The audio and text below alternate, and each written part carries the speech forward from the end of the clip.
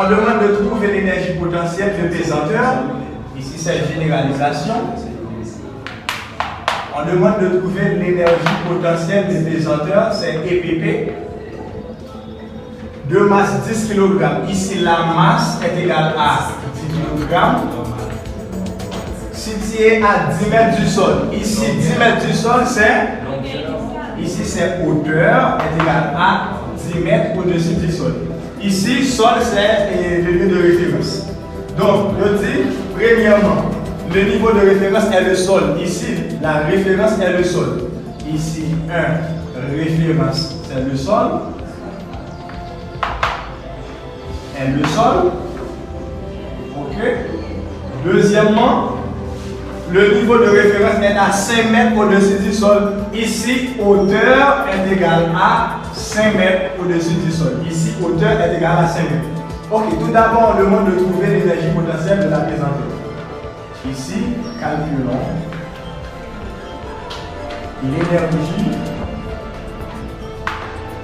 potentielle de la pesanteur.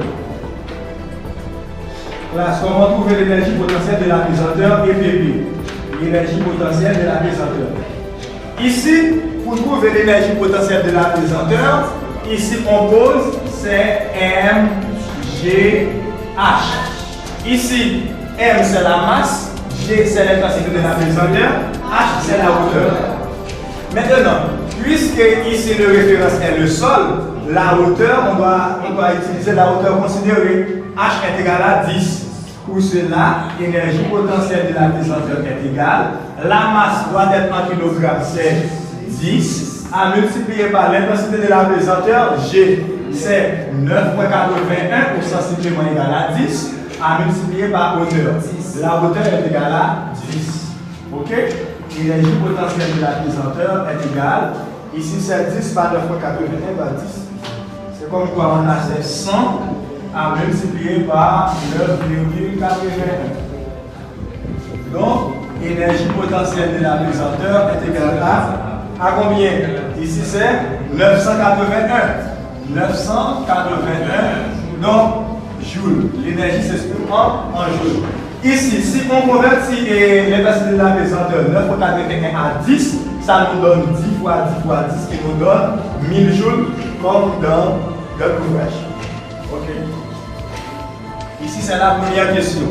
La deuxième question, calcule l'énergie potentielle de pesanteur lorsque le niveau de référence est à 5 mètres au-dessus du sol.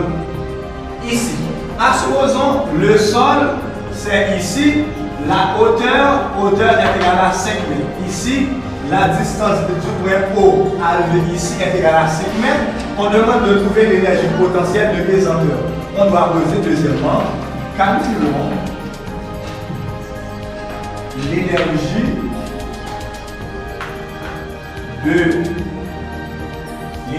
potentielle de référence potentielle de pesanteur à 5 mètres du sol. Ici, comment trouver l'énergie potentielle de pesanteur? L'énergie potentielle de pesanteur est égale, encore une fois, c'est MGH. Mais à noter que ici, la hauteur est à 5 mètres au-dessus du sol.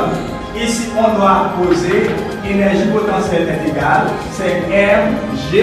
Notez que ici, on a deux hauteurs. Ici, c'est la hauteur initiale. Ici, c'est la hauteur finale. C'est H moins H0. Ici, c'est hauteur finale moins hauteur initiale. Hauteur initiale est égale à 0 ici. Dans le point O, hauteur initiale est égale à 0. Donc, l'énergie potentielle de pesanteur est égale à M. La masse qui est égale à combien? À 10. Multiplié par G, 9,81 ou encore 10. Facteur de hauteur finale, c'est 5. Moins hauteur initiale, c'est 0. Donc, l'énergie potentielle de pesanteur est égale, c'est 10 multiplié par 9,81 à multiplier par 5. Donc, l'énergie potentielle de pesanteur est égale. Ça nous donne 490,5, ici c'est joule.